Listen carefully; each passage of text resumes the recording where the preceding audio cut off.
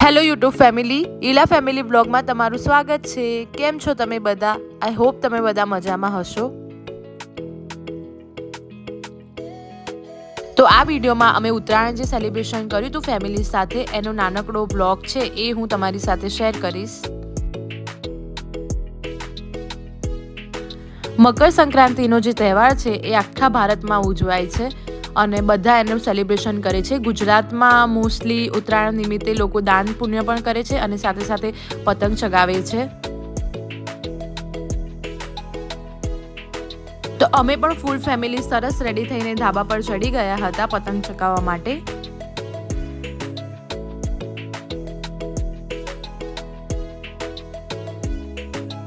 તો ઉત્તરાયણના દિવસે સરસ આકાશ રંગબેરંગી પતંગોથી છવાયેલું હતું અને ગુજરાતમાં આ તહેવારનું ખૂબ જ મહત્વ છે। ખૂબ જ મોટા પાયે લોકો આ તહેવારનું સેલિબ્રેશન કરતા હોય છે।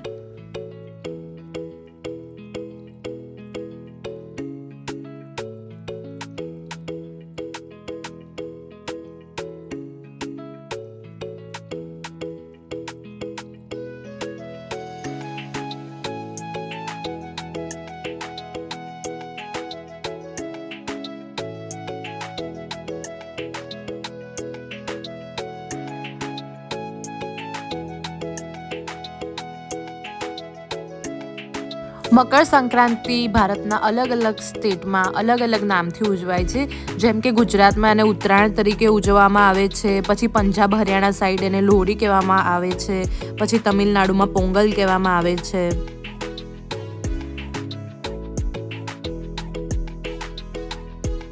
તો મોસ્ટલી 15 દિવસ પહેલાંથી જ બજારોમાં ઉત્તરાયણનો માહોલ લાગી જતો હોય છે।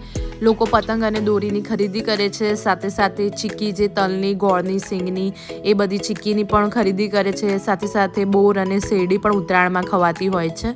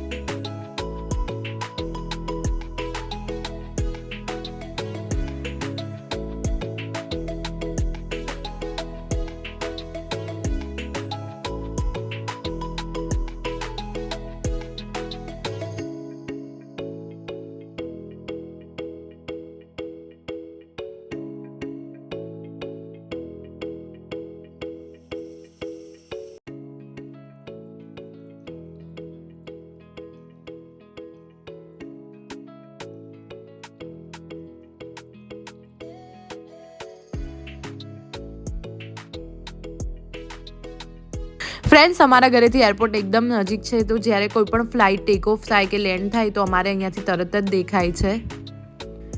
એની મેં નાની એવી ક્લિપ પણ લીધી છે, તમે જોઈ શકો છો।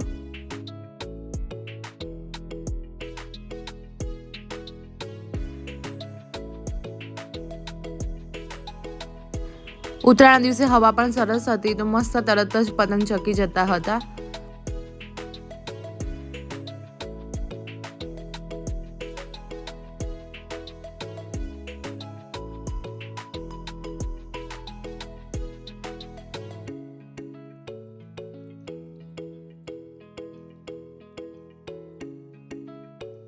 પતંગ ચગાવવાની સાથે અમે સરસ મ્યુઝિક પણ લગાવી દીધું હતું, તો અમે સાથે સાથે ડાન્સ પણ કરી રહ્યા હતા।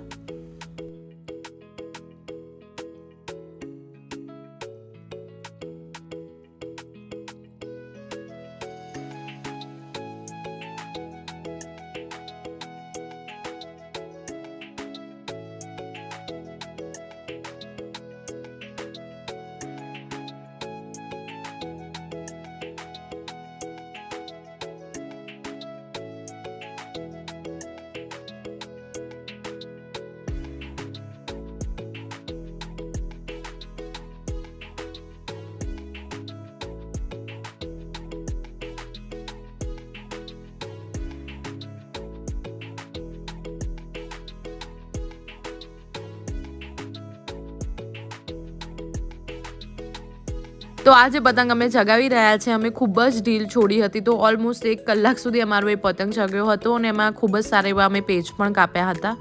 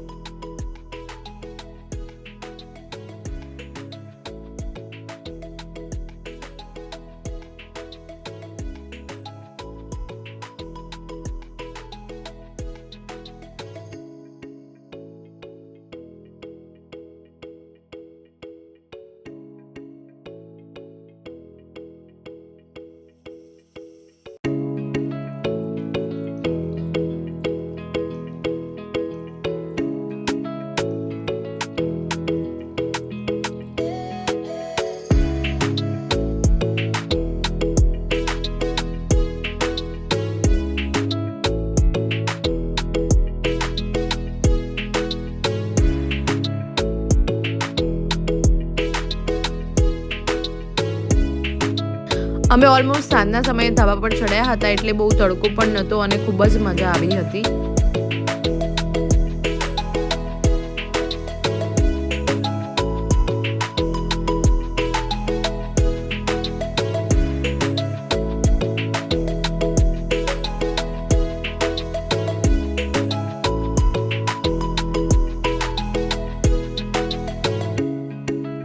અમે વારા પરથી એક જ પતંગ એકબીજા સાથે શેર કરીને ચગાવ્યો હતો.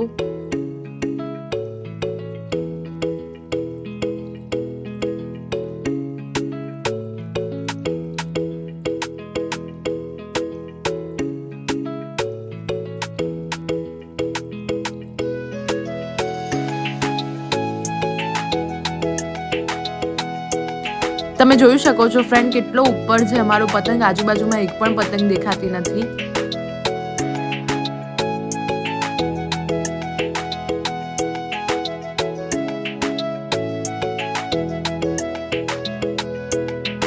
ઘણા વર્ષો પછી આ રીતે અમે ફૂલ ફેમિલી સાથે કોઈ પણ તહેવાર સેલિબ્રેટ કર્યો હતો એટલે અમારા માટે આ બધી મેમરીઝ ખૂબ જ યાદગાર રહેશે.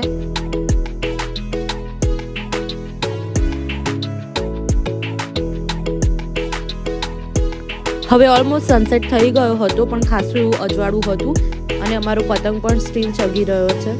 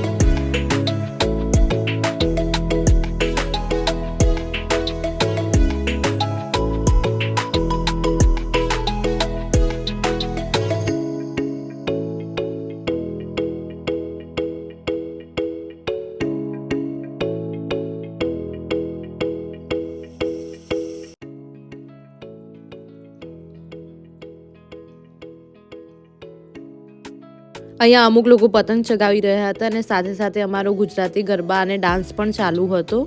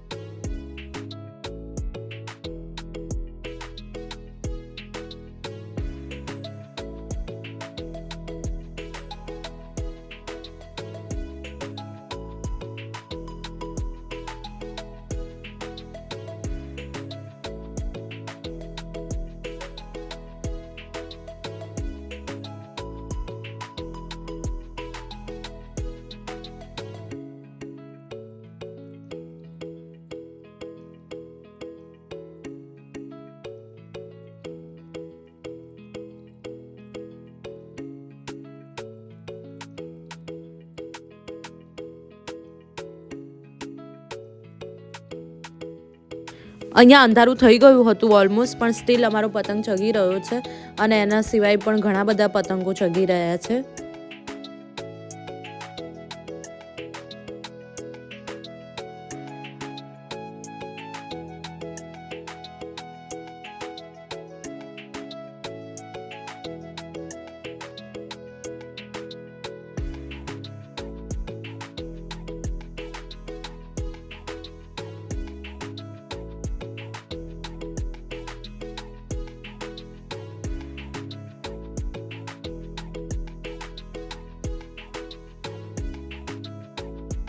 અને જેમ જેમ અંધારું થતું હતું એમ સરસ એવું ફાયરવર્ક્સ પણ થતું હતું.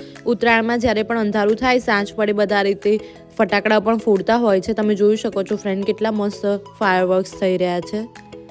અને લાસ્ટમાં ઉત્તરાયણ સેલિબ્રેટ કરીને અમે બધા જ નીચે જે કેન્જલ ડાઇનિંગ હોલ છે ત્યાં અમે જમવા આવી ગયા હતા.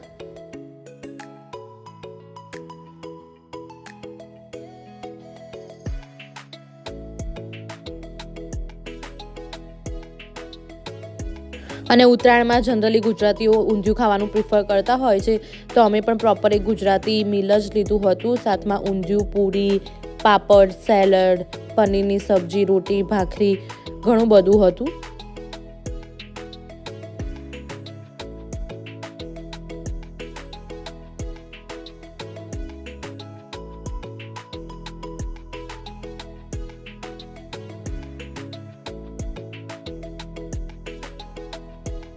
ફ્રેન્ડ્સ, તમને આજનો મારો આ વ્લોગ કેવો લાગ્યો મને કમેન્ટ્સમાં જરૂરથી જણાવજો અને ઈલા ફેમિલી વ્લોગને સબસ્ક્રાઇબ કરી લેજો.